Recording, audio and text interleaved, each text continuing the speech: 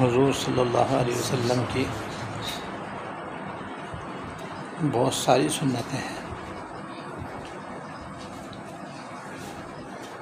ان پر بھی ہر ایک کو اپنی اپنی استطاعت کے مطابق اور حیثیت کے مطابق سنت کی نیت سے عمل کرنا چاہیے۔ آپ کی سنتوں میں سے ایک سنت سخاوت بھی ہے۔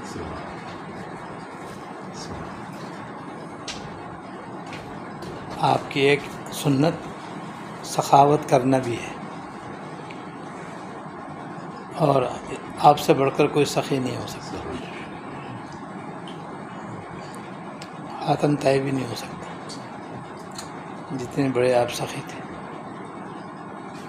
آپ کی سخاوت کا یہ حال تھا کہ آپ کی ملکیت میں اگر صبح کچھ مال آتا تو رات آنے سے پہلے پہلے آپ تقسیم کر کے فارغ ہو جاتے۔ اور صحابہ کرام چونکہ آپ کے تربیت یافتہ تھے تو ان کا بھی اس سنت پر بہت ہی عمل تھا۔ حضرت عائشہ رضی اللہ تعالیٰ عنہ کا واقعہ یاد آیا۔ ایک مرتبہ ان کے بھانجے حضرت عبداللہ بن زبیر رضی اللہ تعالیٰ عنہ نے ایک کٹا دراہم کا بھرا ہوا ہدیے میں ان کے پاس بھیجا۔ درہم 4.5 ماشا کا ہوتا ہے اور چاندی کا ہوتا ہے، اور یہ سکہ ہے، تو ایک کٹا جو ہے نا چھوٹی بوری دراہم سے بھر کر ہدیے میں بھیجی۔ اب جیسے وہ عائشہ رضی اللہ تعالیٰ عنہ خدمت میں آئی تو فرمایا بہت بھیج دیا بھائی۔ اور اس کے بعد پھر حضرت عائشہ رضی اللہ تعالیٰ عنہ نے قبول کر لیا اور پھر اسے بانٹنا شروع کر دیا۔ بانٹتے بانٹتے ختم کر دیا۔ دوسرے دن کے لیے بھی کچھ نہیں بچایا، اور روزے سے بھی تھی۔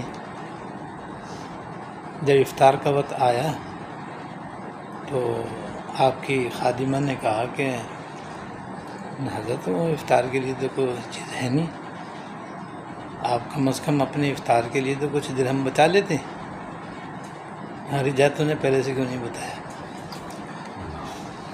تو یاد دلا دیتے تو میں کچھ درہم بچا لیتے اور اس کے لیے اس سے افطاری کا کام ہو جاتا۔ تو نے یاد ہی نہیں دلایا۔ ان روزے سے ہیں، افطاری بھی کرنی ہے، لیکن جو درہم ہیں ان کے بارے میں یہ یاد ہی نہیں آ رہا ہے کہ بھائی مجھے افطاری کے لیے بھی اس میں سے کچھ بچانا چاہیے۔ اس قدر سخاوت کا جذبہ ان کے اندر، اور حضور صلی اللہ علیہ وسلم کی سنت کی پیروی۔ تقریباً دوسرے صحابہ کرام کا بھی یہی حال تھا۔ حضرت عبداللہ بن عمر رضی اللہ تعالیٰ عنہ کا واقعہ یاد ہے، جو جلیل القدر صحابی ہیں، حضرت عمر رضی اللہ تعالیٰ عنہ کے صاحبزادے ہیں،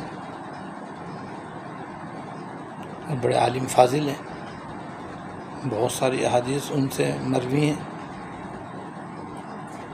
ایک دفعہ ان کی خدمت میں حضرت معاویہ رضی اللہ تعالیٰ عنہ نے 4000 درہم بھیجے، اور ایک دوسرے صاحب نے 4000 درہم بھیجے۔ پھر ایک اور جگہ سے حضرت خدمت میں 2000 درہم آ گئے، 10,000 درہم ہو گئے۔ اور ایک چادر بھی جھالر والی بہت قیمتی ہدیے میں آپ کے پاس آئی۔ جب یہ آ گئی تو پڑوسی کو بھی کچھ اندازہ ہو گیا کہ بھئی مال آیا ہے، تو وہ بھی بڑا خوش ہوا کہ بھئی حضرت کے یہاں مال آیا ہے تو اب بڑے آرام سے گزر بسر ہوگی۔ لیکن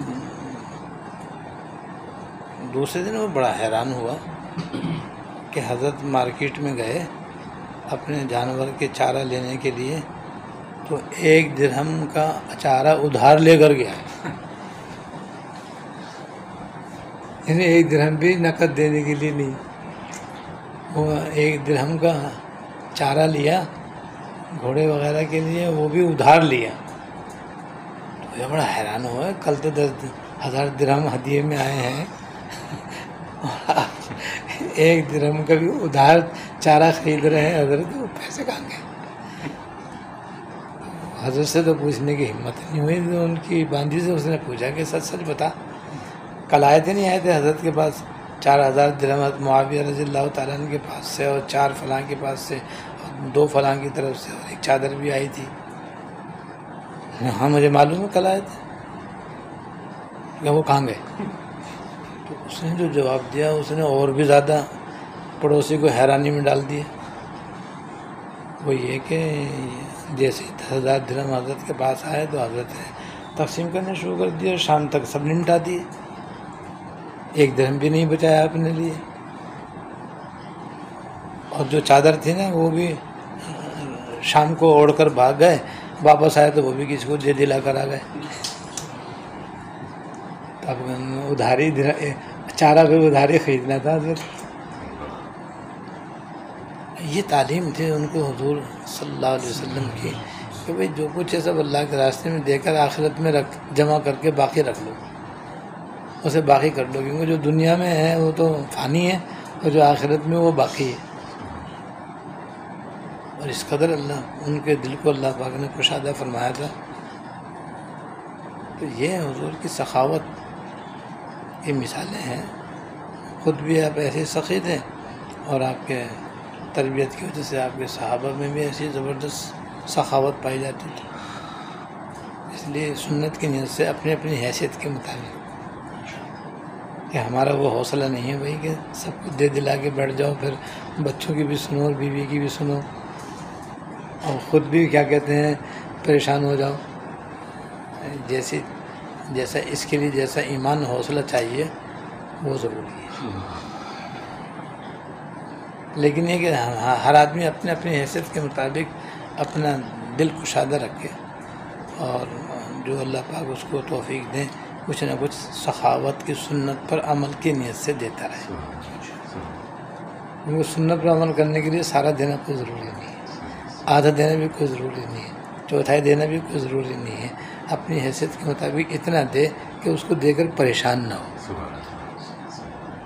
مگر دے تو نیت یہ کرے کہ وہ حضور کی بہت ساری سنتیں ہیں، صرف کھانے پینے کی سنتیں تو نہیں ہیں، پہننے اوڑھنے کی سنتیں تو نہیں ہیں، اٹھنے بیٹھنے کی تو سنتیں نہیں ہیں. یہ بھی تو سنتیں ہیں جس کی طرف ہمارا ذہن ہی نہیں جاتا.